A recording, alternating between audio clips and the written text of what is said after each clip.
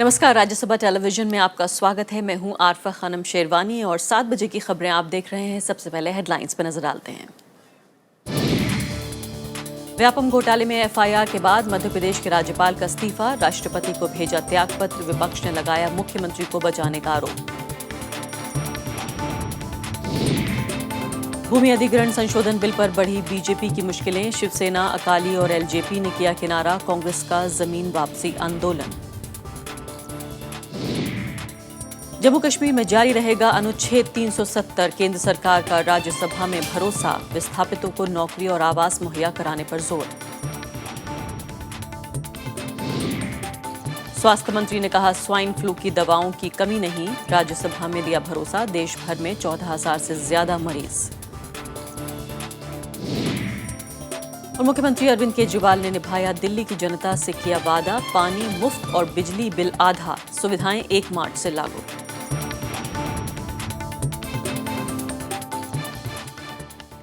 और आइए अब देखते हैं पहली खबर। मध्य प्रदेश के व्यापम घोटाले में एफआईआर दर्ज होने के बाद राज्यपाल राम नरेश यादव ने आज इस्तीफा दे दिया। गृह मंत्रालय की तरफ से राज्यपाल को पद से इस्तीफा देने की सलाह दी गई थी।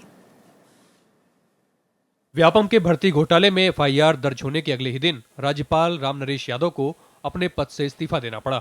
कांग्रेस ने आरोप लगाया है कि बीजेपी मुख्यमंत्री शिवराज सिंह चौहान को बचाने की कोशिश कर रही है। सिफारिश की है और पैसा लिया है, वो खुले घूम रहे हैं और महामहिम राज्यपाल जी के नाम से 5 या 6 लोगों का नियुक्ति का है, वो उनके खिलाफ एफआईआर दर्ज हो रही है। एसटीएफ मुख्यमंत्री को बचाने में लगी है, लेकिन बचा नहीं पाएगी, बचाने जाएगी तो खुद फंसेगी। राम नरेश यादव पर व्यापम घोटाले के मामले में एसटीएफ ने एफआईआर दर्ज की थी, तभी से उनके इस्तीफे की मांग तेज हो गई थी। हालांकि कानून के जानकारों का मानना है कि राष्ट्रपति की अनुमति के बिना राज्यपाल के खिलाफ एफआईआर दर्ज नहीं हो सकती।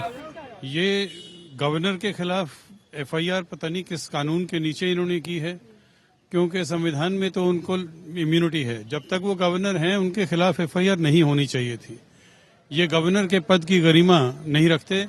उधर बीजेपी ने राज्यपाल के इस्तीफे का स्वागत किया है। संविधान के रक्षक हैं और मैं उन्हें बधाई देता हूं कि उन्होंने एफआईआर में नाम आते ही संविधान की रक्षा की, अपने पद की चिंता नहीं की। बहुत बहुत बधाई।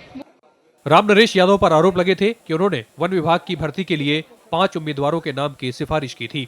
मध्य प्रदेश हाईकोर्ट ने 20 फरवरी को इस मामले में राज्यपाल के खिलाफ कार्रवाई करने की इजाजत दी थी। इससे पहले उनके ओएसडी धनराज यादव को गिरफ्तार किया गया था।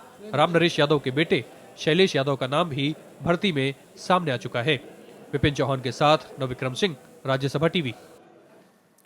और इस पूरे मुद्दे पर बातचीत करने के लिए हमारे साथ कांग्रेस पार्टी से मीम अफजल साहब इस वक्त स्टूडियो में मौजूद हैं। अफजल साहब, स्वागत है आपका। सबसे पहली बात कि लगातार नाम जो है वो मुख्यमंत्री का लिया जा रहा था आपकी पार्टी की तरफ से कि जो शिवराज सिंह चौहान हैं वो इसमें इन्वॉल्व हैं। दिग्विजय सिंह ने पूरा एक पर्दाफाश किया और उसमें एक्सेल शीट एक जारी की।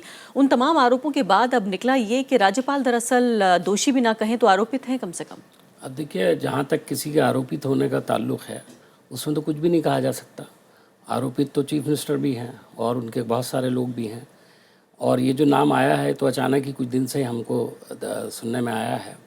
लेकिन बहरहाल चूँकि एफआईआर इन्होंने की और मैं समझता हूँ जहाँ तक एफआईआर का ताल्लुक है, मेरा जहाँ तक जानकारी है, लीगल एक्सपर्ट्स इसको क्लियर करेंगे कि गवर्नर के ख़िलाफ़ एफआईआर बग़ैर प्रेसिडेंट की इजाज़त के बगैर नहीं हो सकती। बिल्कुल। लेकिन शायद ये एफआईआर बग़ैर प्रेसिडेंट की इजाज़त के की गई है, जो संविधान के शायद खिलाफ है। और अभी जो कह रहे थे कि संविधान की रक्षा करते हुए उन्होंने इस्तीफ़ा दिया है, तो उसका स्वागत भी कर रही थी भारतीय जनता पार्टी।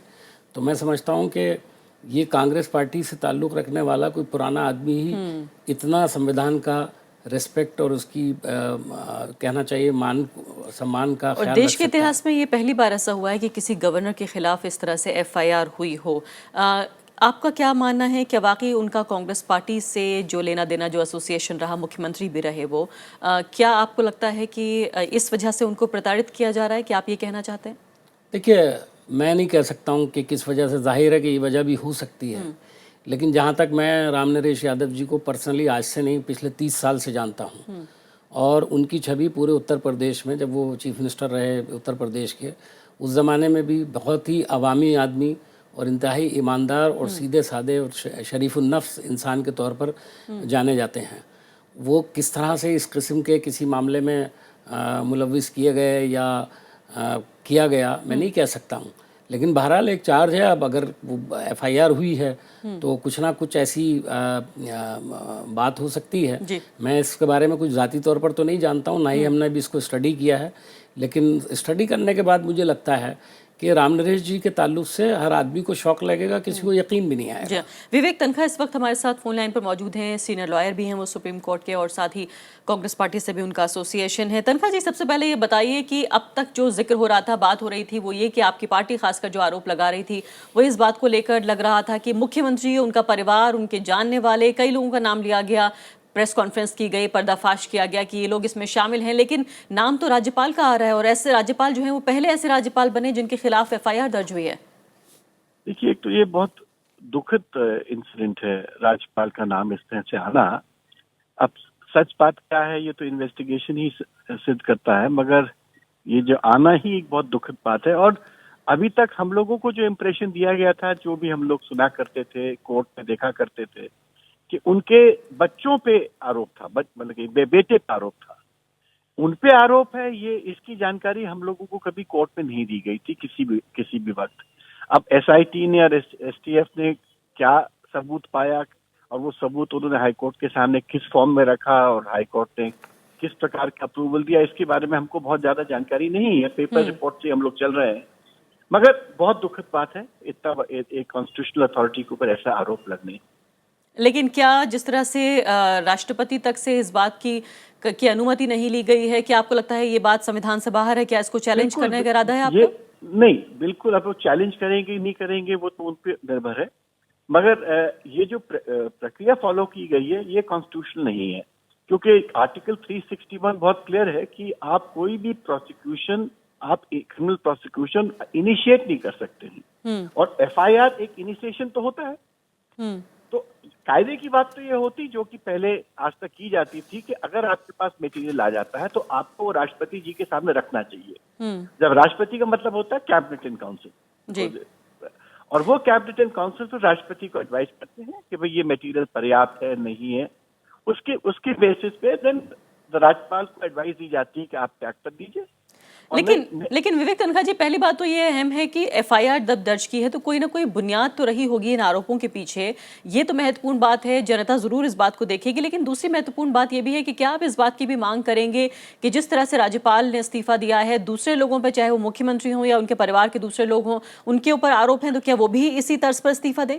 नहीं, बिल्कुल। हम तो एक निष्पक्ष जांच की फर्स्ट डे से मांग कर रहे हैं, और हम लोग जानते हैं कि इस पूरे लिस्ट में सबसे वीक व्यक्ति राज्यपाल ही था, क्योंकि वो कांग्रेस बैकग्राउंड के थे, तो हमको पता था कि आगे पीछे सबसे पहले उन पे गाज गिरेगी। बिकॉज जो रियल लोग हैं, जो कि इसमें जिस पूरे कॉन्स्पिरेसी की बीच में, जो इस थ्योरी की बीच में जिनका हाथ था, उन पे तो कुछ कार्रवाई नहीं हो रही, जो हम लोग जो कह रहे हैं कोर्ट में बार बार। तो ये तो ठीक बात है कि राज्यपाल पे गिरी है गाज, और अभी ये सब समय बताएगा कि जो आधार है वो पर्याप्त है कि नहीं है, क्योंकि अभी कोई चालान तो फाइल नहीं हुआ है, एफआईआर की बेसिस पे बातें कही जा रही हैं। बिल्कुल। मीम साहब, क्या ये आप ये बात कहेंगे कि जिस तरह से हमने देखा है कि कांग्रेस से संलग्न जितने राज्यपाल रहे, चाहे वो कांग्रेस पार्टी के नेता रहे भूतपूर्व, या फिर उनसे किसी न किसी तरीके से एसोसिएशन रहा, हालांकि आपकी सरकार जब थी आपने भी उन्हीं लोगों को बनाया राज्यपाल, लेकिन जिस तरह से बारी बारी करके उनको हटाया गया, क्या ये उस कड़ी में आप एक नाम देखते हैं कि क्या इस हद तक भी जाके कहेंगे कि कोई साजिश है जिसकी वजह से राज्यपाल को फंसाया गया है? देखिए, मैं तो ये कहूँगा कि जितना मैं वहाँ के राज्यपाल को जानता हूँ, पर्सनली मैं जानता हूँ, मुझे ये यकीन ही नहीं आता कि वो कोई ऐसा काम कर सकते हैं। उनकी बहुत लंबी राजनीति की ज़िंदगी है, और वो उम्र की इस हिस्से में है जहाँ किसी आदमी को किसी ऐसी चीज़ की ज़रूरत नहीं होती जो इल्ज़ाम उन पर लग रहा है। मेरा ये मानना है कि इस व्यापम घोटाले के अंदर मध्य प्रदेश की सरकार और बराह रास्त चीफ मिनिस्टर जिस तरह से इन्वॉल्व दिखाई देते हैं, और जिसकी चर्चा बहुत ज़्यादा हो रही है, और कांग्रेस पार्टी सीधी तरीके से उनसे उसके ऊपर क्रिटिसिज्म भी कर रही है और मांग भी कर रही है कि इसको देखा जाए, उसको सामने रखते हुए मैं कह सकता हूँ कि ये बदले की भावना से की गई कार्रवाई भी हो सकती है, बिल्कुल हो सकती है। लेकिन कई लोग तो इसे यहाँ तक कह रहे हैं कि जिस तरह से कांग्रेस पार्टी के लोग बाहर निकलकर सड़कों पे प्रदर्शन कर रहे हैं, पूरे मध्य प्रदेश की जो कांग्रेस लीडरशिप है जो कहीं ना कहीं बिल्कुल बटी हुई छिटी हुई नजर आ रही थी, वो इस मुद्दे पर एक हो गई है कि आप लोग फिर से रिवाइव करने के एक मौके के तौर पर देख रहे हैं इसको। देखिए, मैं बहुत छोटी बात होगी अगर मैं कहूँ कि इसको हम रिवाइव करने के लिए इस्तेमाल करें या ऐसी कोई बात नहीं। तो एक ऐसा नेचुरल, जैसे मैंने बिल्कुल नेचुरल तरीके से आपको बताया कि जब गवर्नर साहब का नाम आया तो चूंकि मैं उनको 30 साल से जानता हूँ, उनकी राजनीति वो मुझे इतना नहीं जानते, लेकिन मैं उन्हें बहुत अच्छी तरह से जानता हूँ, इसलिए उत्तर प्रदेश से ताल्लुक़ रहा है, वहाँ मैं एमपी रहा हूँ और मैंने काम बहुत सारे ऐसे किए हैं और मैं उनका पूरा बैकग्राउंड जानता हूँ। तो मुझे जब मेरे जैसे आदमी को लग रहा है कि ये अचानक क्या हुआ है, तो ऐसा तो मध्य प्रदेश में भी लग रहा होगा, जाहिर है वो आज से गवर्नर नहीं। तो यानी आप ये कह रहे हैं कि जो डिवाइसिव लीडरशिप थी, जिसको कई लोग ये कहते हैं कि बहुत बड़ी हार की वजह ये भी है कि अलग अलग खानों में बटी हुई है वहाँ कांग्रेस लीडरशिप, क्या ये इतना बड़ा मुद्दा है कांग्रेस पार्टी के लिए कि सारे लोग एक साथ आ रहे हैं, सारे अपने मतभेद भुलाकर? देखिए, हमारा ये मानना है कि अगर ये नाइंसाफ़ी पर मबनी है तो कांग्रेस पार्टी इसको टूथ एंड नेल इसको लड़ेगी, हर हालत में लड़ेगी। और हमें पूरा यकीन है कि वो उनके ऊपर जो इल्ज़ामात लगाए गए हैं वो गलत हैं। क्या ये पहला मौका होगा कि जब एक राज्यपाल को लेकर इतनी सियासत हो रही हो? नहीं, सियासत होने की बात नहीं है, ये अपने आप में सियासत, अगर ये साजिश है तो सियासत की शुरुआत करने वाला कौन है? हम तो नहीं है ना। जिन लोगों ने ये काम किया है वो सियासत की शुरुआत कर रहे हैं। इससे पहले भी एक गवर्नर को एक सेक्रेटरी के जरिए से कह दिया गया था कि आप इस्तीफा दे दो, वो कोर्ट चले गए और वहाँ मुंह खानी पड़ी। उसके बाद उस स्टेट से उनको तब्दील करके दूसरी एक छोटी स्टेट में भेज दिया गया कि शायद इस बहाने उनको तंग किया जाए और वो छोड़ करके वापस चले आए। जो कहा गया कॉन्स्टिट्यूशनल जो पोजीशंस होती हैं, कॉन्स्टिट्यूशनल अथॉरिटीज़ जो होती हैं, उनका मान सम्मान रखना हर सरकार की जिम्मेदारी है। लेकिन ठीक है, लेकिन अब यहाँ से ये मुद्दा कहाँ लेकर जाएगी कांग्रेस पार्टी? क्या सेंट्रल लीडरशिप का भी इसमें विश्वास है, उनको कॉन्फिडेंस में लेकर काम हो रहा है मध्य प्रदेश? देखिए, मैं इसके बारे में कोई जानकारी नहीं रखता हूँ। मैं ऑफिशियली जो आपको बात कर रहा हूँ, मुझे जितनी जानकारी है वो इतनी है कि अभी इस सिलसिले में कोई गौरव फिक्र हुआ हो, मुझे उसकी जानकारी नहीं है और होगी तो हम, खासकर जबकि पार्लियामेंट का सेशन भी चल रहा है। पार्लियामेंट का सेशन भी चल रहा है। तो क्या संसद में उठाएंगे? भूमि अधिग्रहण बिल जो है उसके ऊपर लड़ाई हमारी चल रही है। नहीं तो क्या संसद में इस मुद्दे को उठाएंगे आप? अब मैं कह नहीं सकता हूँ, ये तो जाहिर है संसदीय पार्टी तय करती है। मैं इस वक्त संसद में नहीं हूँ, इसलिए कुछ नहीं कह सकता।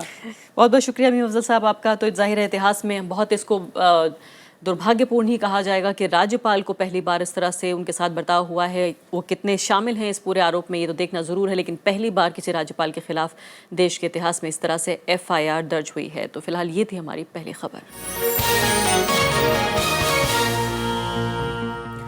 भूमि अधिग्रहण बिल पर आज संसद से सड़क तक सरकार को विरोध झेलना पड़ा। संसद में जहां सहयोगियों ने उस पर सवाल उठाए, वहीं जंतर मंतर पर कांग्रेस और किसान संगठनों ने मोर्चा खोला। बीजेपी अब इस बिल पर अकेली खड़ी नजर आ रही है। प्रधानमंत्री नरेंद्र मोदी ने अपने सांसदों को इस मुद्दे पर विपक्ष के प्रचार का तोड़ पेश करने के लिए कहा है।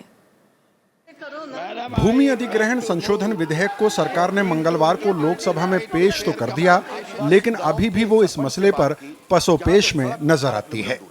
प्रधानमंत्री की तरफ से संदेश है कि सरकार कदम पीछे नहीं हटाएगी। संसदीय कार्य मंत्री वेंकैया नायडू कहते हैं कि चर्चा होने दी जाए और सरकार विपक्ष के सुझाव और संशोधनों का स्वागत करेगी। उधर बीजेपी ने इस पूरे मसले पर फीडबैक के लिए 8 सदस्यों की एक कमेटी बना दी है। बहरहाल इस असमंजस के बीच बुधवार को नितिन गडकरी इस संशोधन विधेयक के बचाव में उतरे।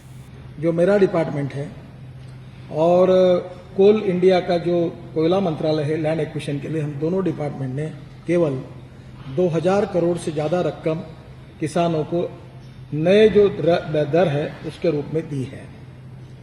अगर ये नहीं आता तो किसानों को ये पैसा नहीं मिलता। बीजेपी की मुश्किल ये है कि इस मसले पर न सिर्फ पूरा विपक्ष गोलबंद है, बल्कि उसके अपने सहयोगी अकाली दल, शिवसेना और स्वाभिमानी शेतकारी पक्ष खुलकर इस बिल का विरोध कर रहे हैं। किसानों की सहमति के बिना उनकी जमीन अधिग्रहण करना ये उचित नहीं होगा। हमारी सरकार कहती है सबका साथ सबका विकास, तो क्या हम नहीं चाहते किसानों का भी हमें साथ चाहिए? कांग्रेस और दूसरे विपक्षी दलों ने बीजेपी और सरकार पर हमला तेज कर दिया है। The present bill, which replaces the ordinance, takes away all the safeguards which were there in the previous bill. भूमि अधिग्रहण कानून में संशोधन कर सरकार 5 और ऐसे क्षेत्र जोड़ना चाहती है जिनके लिए जमीन अधिग्रहण पर किसानों की सहमति की जरूरत नहीं होगी। प्रचंड बहुमत के साथ सत्ता में आई नरेंद्र मोदी सरकार ने कई घोषणाएं की हैं और आर्थिक विकास दर को बढ़ाने का दावा किया है, लेकिन इस दिशा में जो सबसे अहम 2 कदम सरकार की तरफ से उठाए गए वो थे भूमि अधिग्रहण संशोधन अध्यादेश और बीमा क्षेत्र में प्रत्यक्ष विदेशी निवेश को बढ़ाने से जुड़ा हुआ अध्यादेश। लेकिन ये दोनों ही अध्यादेश संसद में उलझकर रह गए हैं और सरकार के सामने चुनौती ये है कि उसकी छवि कहीं गरीब और किसान विरोधी ना बन जाए। नवविक्रम सिंह और मोहम्मद फातेह टीपू के साथ श्याम सुंदर, राज्यसभा टीवी, दिल्ली। कांग्रेस ने केंद्र सरकार को भूमि अधिग्रहण अध्यादेश के मुद्दे पर संसद के बाहर भी घेरना शुरू कर दिया है। पार्टी ने आज जंतर मंतर पर जमीन वापसी आंदोलन किया। इसमें कांग्रेस के बड़े नेता जयराम रमेश, अहमद पटेल और दिग्विजय सिंह के अलावा ज्योतिरादित्य सिंधिया भी शामिल हुए। पार्टी इस आंदोलन को आने वाले समय में गांव-गांव तक ले जाने की तैयारी में है। भूमि अधिग्रहण अध्यादेश के मुद्दे पर कांग्रेस के बड़े नेता अब सड़कों पर भी उतर आए हैं। बुधवार को पार्टी ने जंतर मंतर पर बीजेपी का खुलकर विरोध किया। पार्टी के कई बड़े नेता जमीन वापसी आंदोलन को लेकर इस अध्यादेश के विरोध में शामिल हुए। इस आंदोलन में देश भर से किसानों को बुलाया गया था, लेकिन भीड़ उम्मीद के मुताबिक नहीं जुटी। लेकिन पार्टी के हौसले में कोई कमी नहीं थी और मंच से एनडीए सरकार पर जमकर हमला बोला गया। उनको तो बड़े बड़े उद्योगपतियों के खाते में अरबपति से खरबपति बनाने के लिए किसानों का गला काटकर भूमि अधिग्रहण नियम का उन्होंने संशोधन कर दिया। वादा किया था, जनता का वादा नहीं निभाएंगे, बड़े बड़े उद्योगपतियों का वादा निभाएंगे। यही है मोदी जी की सरकार, यही है भाजपा की सरकार।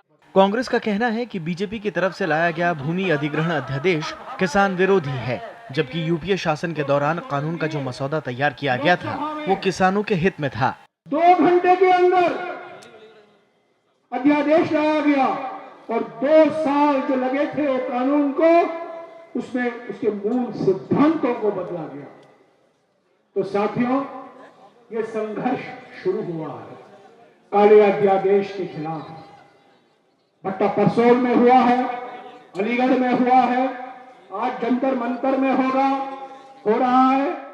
भूमि अधिग्रहण बिल को लेकर संसद के बाहर और भीतर जिस पैमाने पर विरोध हो रहा है, उससे सरकार के लिए इस कानून को पारित करवाना आसान नहीं होगा, क्योंकि विपक्षी दलों के साथ साथ सहयोगी दल भी इस बिल पर अपनी आपत्ति दर्ज करा चुके हैं। विपिन चौहान, राज्यसभा टीवी।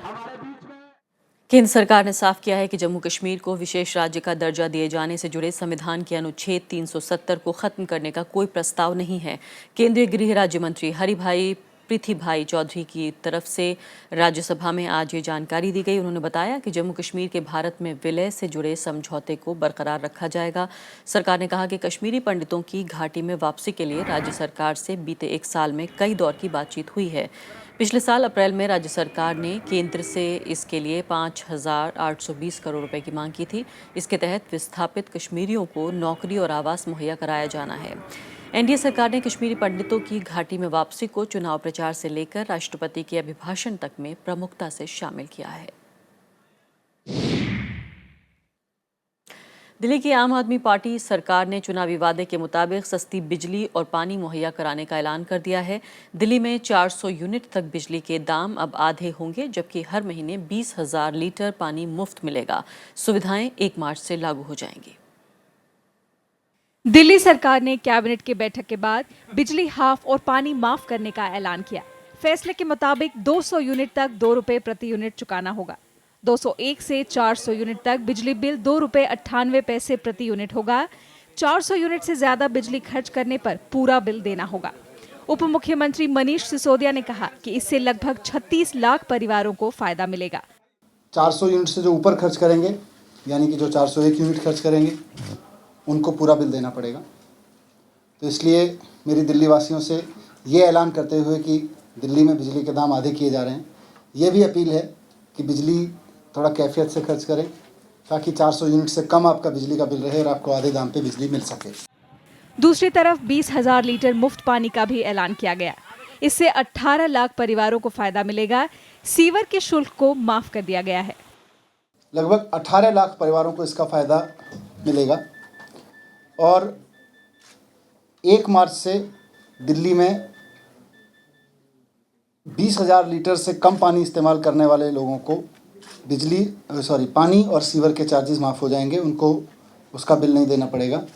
इस फैसले को 1 मार्च से लागू किया जाएगा। दिल्ली सरकार का कहना है कि पानी पर सब्सिडी देने के इस फैसले से सरकार पर 250 करोड़ और बिजली के लिए 1427 करोड़ का खर्च आएगा।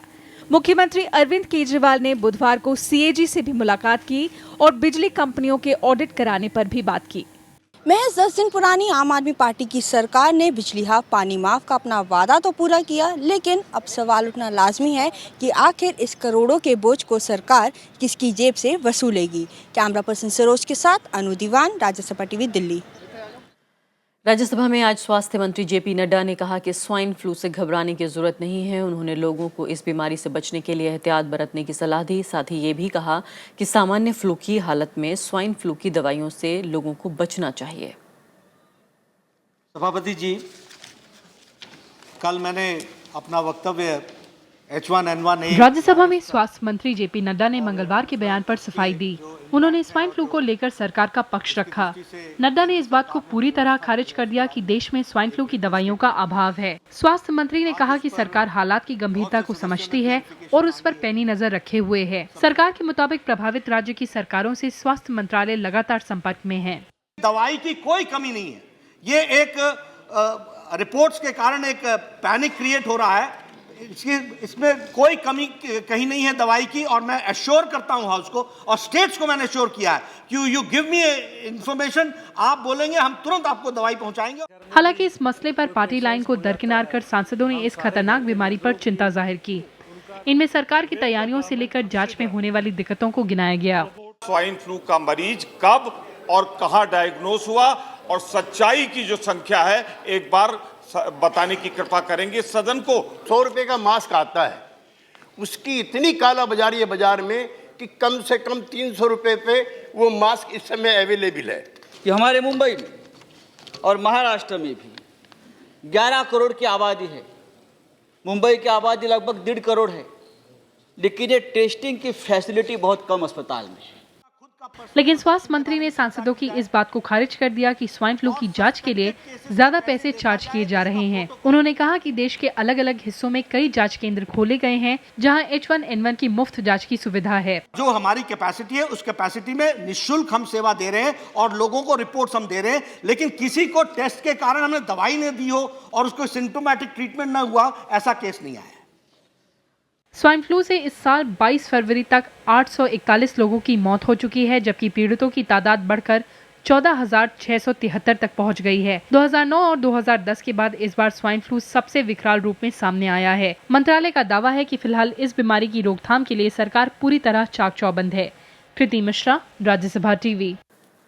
पाकिस्तान के साथ रुकी हुई बातचीत को आगे बढ़ाने के लिए विदेश सचिव एस जयशंकर 3 मार्च को 2 दिन की यात्रा पर इस्लामाबाद जाएंगे। वहां पाकिस्तान के विदेश सचिव एजाज अहमद चौधरी के साथ उनकी औपचारिक बातचीत होगी। हालांकि इसमें दोनों देशों के बीच बातचीत का कौन सा एजेंडा शामिल होगा, इस पर अभी कोई बात तय नहीं है। अभी इसका पर्दाफाश नहीं हुआ, लेकिन इससे भारत और पाकिस्तान के बीच समग्र बातचीत की शुरुआत के रूप में देखा जा रहा है।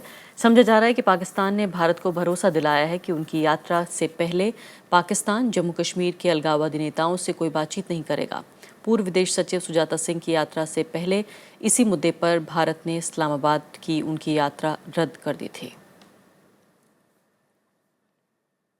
इसी के साथ अभी के लिए इतना ही। नमस्कार।